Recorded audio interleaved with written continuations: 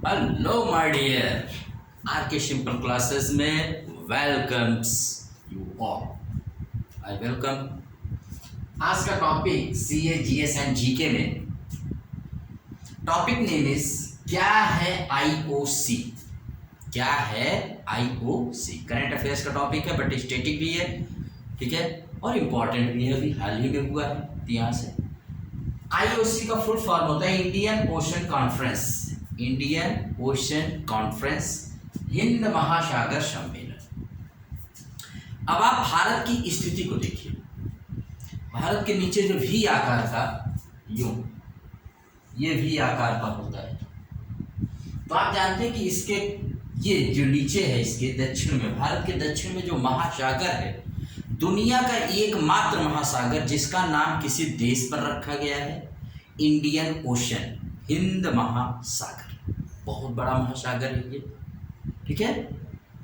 तो इस हिंद महासागर के ये अगर हम इंडियन ओशन मान ले तो इसके जो राइट साइड और इसके दो भुजाएं ऐसे निकली हुई हैं, इधर वाले को हम कहते हैं बंगाल की खाड़ी और इधर को कहते हैं अरब सागर। सागर तो दोनों हैं, बंगाल की खाड़ी भी एक सागर है और अरब सागर भी एक सागर है। तो हिंद महासागर की ही दो शाखाएं हैं। तो हिंद महासागर की दो शाखाएं कौन सी हैं? बंगाल की खाड़ी और अरब सागर। तो जब हिंद महासागर हमारे देश के पास में है, यानी तीन तरफ भारत किससे घिरा हुआ है भाई? वाटर से, जल से घिरा हुआ है। और अगर एक तरफ उत्तर में भी इसके पानी रहा होता तो भारत महाद्वीप कहलाता। किसकी तरह? ऑस्ट्रेलिया की तरह। लेकिन एक तरफ भारत के हिमालय खड़ा हुआ है, वो हमारी रक्षा कर रहा है, और इसी वजह से भारत महाद्वीप नहीं उप महाद्वीप कहलाता है। ये भी फैक्ट जानते रहिएगा कि भारत महाद्वीप नहीं है, उप महाद्वीप है, सब कॉन्टिनेंट है, not a continental country due to the Himalayas. और भाई हिमालय का तो अपना इंपॉर्टेंस है ही। अब ये सागरों से सुरक्षा, हिंद महासागर सम्मेलन, तो ये सागर की सुरक्षा के लिए 2016 से इसका गठन किया गया। किसका? आईओसी का। 2016 सिंगापुर में, ठीक है, इसका गठन होता है। और इसका मतलब है कि सागर से रिलेटेड जितने भी देश हैं, ठीक है, उनकी सुरक्षा और स्वयं सागर की सुरक्षा, क्योंकि हमारे देश की सुरक्षा इन सागर की सुरक्षा पर डिपेंड करती है। अगर हम सागर की सुरक्षा नहीं करते हैं या इस पर हम लापरवाही करते हैं तो हमारे देश के लिए बड़ा ही घातक होगा। तो इसी के लिए 2016 से हर साल इसका आयोजन किया जाता है। 2016 से जानते रहिएगा। और 2016 में पहली बार हुआ था। इसका छठा संस्करण अभी ढाका बांग्लादेश में 2023 वाला जो छठा संस्करण हुआ वो ढाका में हुआ है। कितने दिन का? 2 डे, माने 2 दिवसीय कॉन्फ्रेंस था ये। इसका उद्घाटन किसने किया?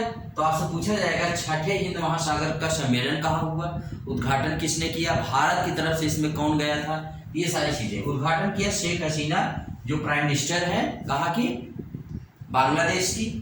और मुख्य भाषण इसमें किसने दिया? एस जयशंकर ने, ठीक है। और इसका 5वां संस्करण याद रखिएगा आबू धाबी, जो कि यूएई, यूनाइटेड अरब अमीरात का शहर है, वहां पर।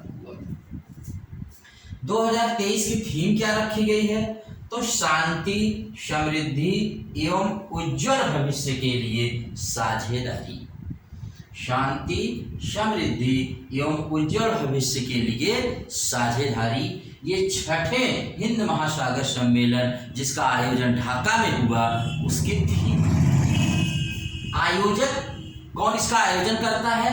तो इंडिया फाउंडेशन, बांग्लादेश विदेश मंत्रालय के सहयोग से इसका आयोजन किया है।